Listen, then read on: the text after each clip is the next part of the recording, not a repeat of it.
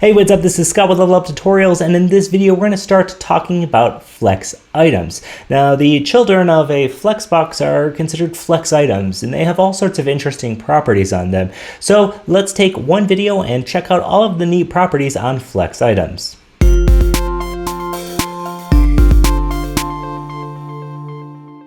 Okay, so in the last video we talked all about the Flexbox container. We went over all these great properties like justify content.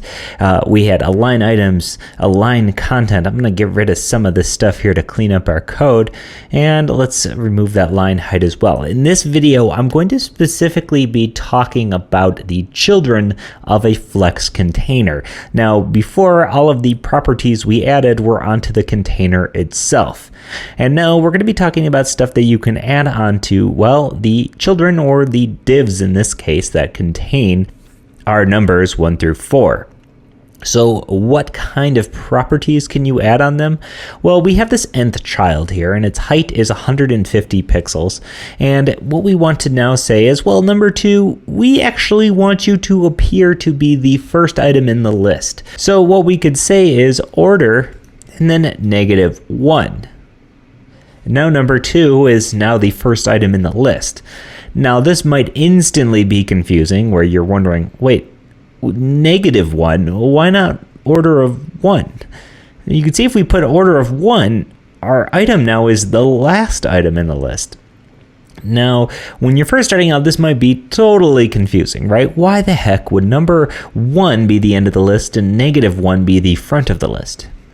Well, the answer lies because really this is just one single item that's ordered. If we say nth child 3 and give nth child an order of 2, you can see that 3 now appears after 2. The problem lies within number 1 and number 4 not having any sort of order. Because these don't have an order, they're by default set to, well, 0. So if you set something to 1, it's going to come after 0, and obviously 2 is after 1.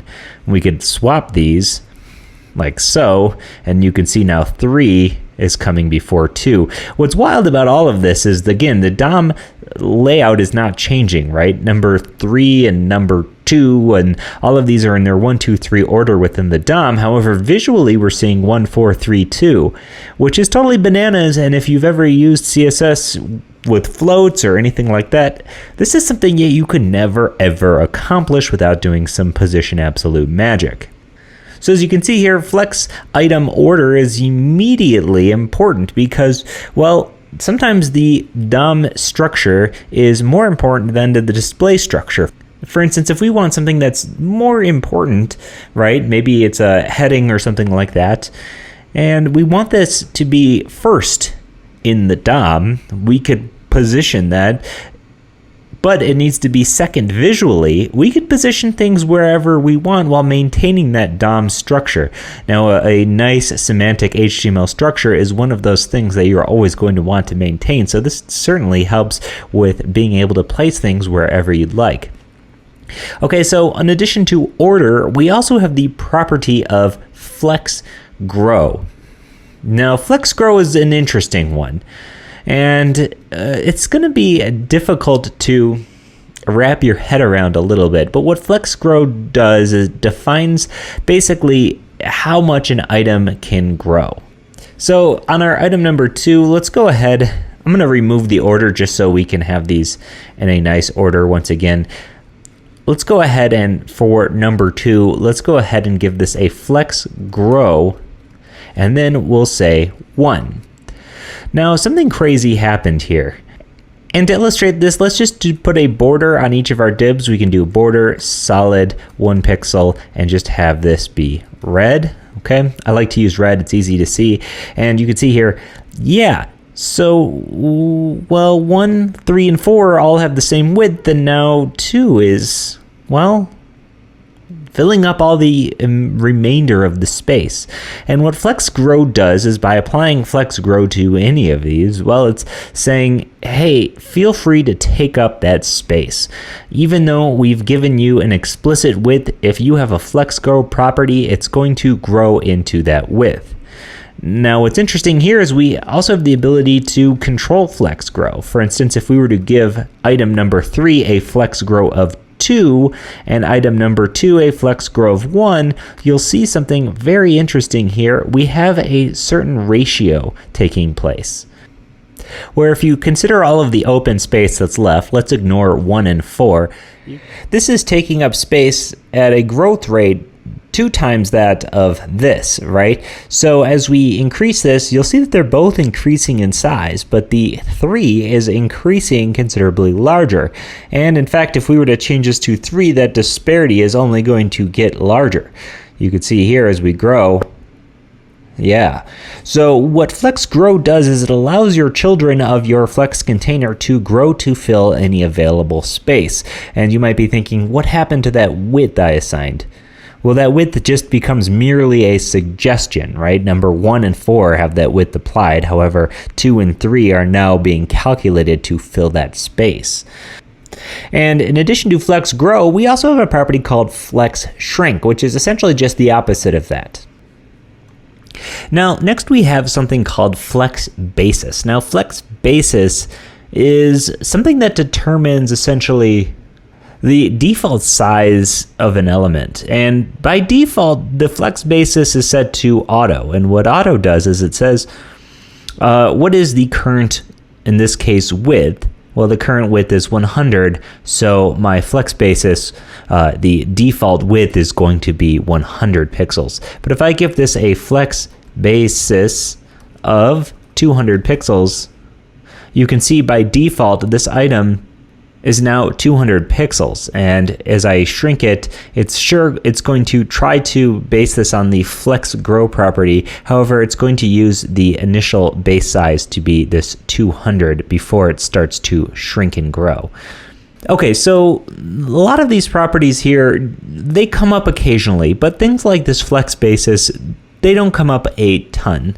What's happening here is you're trying to define really tight sort of requirements for your flexible grid, and that's one of the things that Flexbox can occasionally become troublesome with, is when you're trying to get things to do exactly the way you want them. And typically, if you have very strict guidelines, it's maybe better off to go with a grid rather than a Flex container. We also have a Flex property, which allows you to set the FlexGrow, FlexShrink, and FlexBasis all in one line of code. So by default, your Flex items, if we were to just give this a property of Flex, would be 0 for FlexGrow, and a 1 for FlexShrink, and an auto for FlexBasis, as in we're going to look at the initial width in this case. We're not going to allow this to necessarily grow at all. You can see set to 0, and we're not growing with number 2. And the 1 is basically allowing this to shrink at the same rate as all of these other ones. And if we were to turn off FlexWrap by commenting this out, you can see that with FlexShrink set to 1, you can see that they're all shrinking. But the moment I set FlexShrink to 0, it's not going to allow 2 to shrink. And so just like that, 2 now becomes the largest because it's not being allowed to shrink. Okay, so check it out. This Flex is just a shorthand. Like I said, 0, 1 auto is the standard. It means that you won't grow. It means that you can shrink, and that it means that you will always look to the initial width set here. Okay, so hope that makes sense. Flex is definitely one of the more confusing ones that you're going to want to spend a little bit of time with, but again, you don't necessarily use it a crazy ton. But at the end of the day, it's all just more control. So next we have align self, and we've had our align properties like align items and align content and justify content that deals with the entire group. But let's say we have one rogue number 3 here that decides, well, hey, I need to be at the top of this container. We could do align self and give this a property of flex start, And you can see it shoots up to the top. Again, we could give this a property of flex end and it falls to the bottom.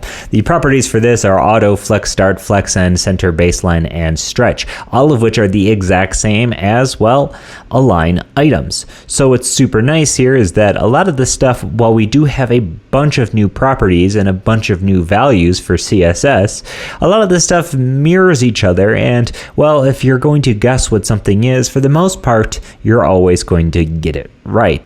Except for, of course, justify content sort of stands out to me as one being that's a little bit different. However, once you get used to writing justify content a whole bunch, it becomes second nature. So we've now covered all of the Flexbox properties in 2 videos here. We've covered all the container properties and all of the children properties, which means that you should have some understanding about how Flexbox works. Now, there's a whole bunch of different resources for learning Flexbox, but at the end of the day, you have to understand that what we have here is a flexible container that allows things to be placed into it in all sorts of new and exciting ways with much greater control over alignment and position. What this is not is it's not any sort of type of rigid grid. If you're used to working with grid systems such as Bootstrap or Lost Grid or Suzy or any of those, you might be wondering, well, how the heck do I make a grid system out of this? And the answer is, it's not a great idea. Because we now have something called CSS Grid, which is going to be more up your alley for actually creating or having a grid system. Whereas Flexbox works better for little micro instances, things of which we're going to show you as we go on with our layouts. So the general rule of thumb here about when to use Flexbox or when to use Grid is to use Flexbox for, well, aligning and positioning small little chunks of your design. Let's say you want to have 3 evenly spaced columns that all sort of align themselves distributed amongst their container. Well, Flexbox is perfect for that. If you want to do sort of the standard left sidebar aligned and main content area layout, or whatever, even like the golden layout or whatever they used to call it, then Flexbox, I would not use it for that. For that, we're going to get into CSS Grid if we're doing actual major layouts. So in the next video, we're going to be covering CSS Grid. Now, CSS Grid is a bit more involved than Flexbox, and in addition to coming along with a lot of new properties, there's also some new units and functions and really interesting things that have never been in CSS before, and you're going to instantly see it just about how amazing and how powerful CSS Grid can be with grid layouts. As always, this is Scott with Level Up Tutorials. If you would like to purchase this entire series, head to store.leveluptutorials.com or become a Level Up Pro and get access to all of these code pens and all of these files for this entire series, along with download or stream all of the videos, and become a master at Modern CSS Layouts.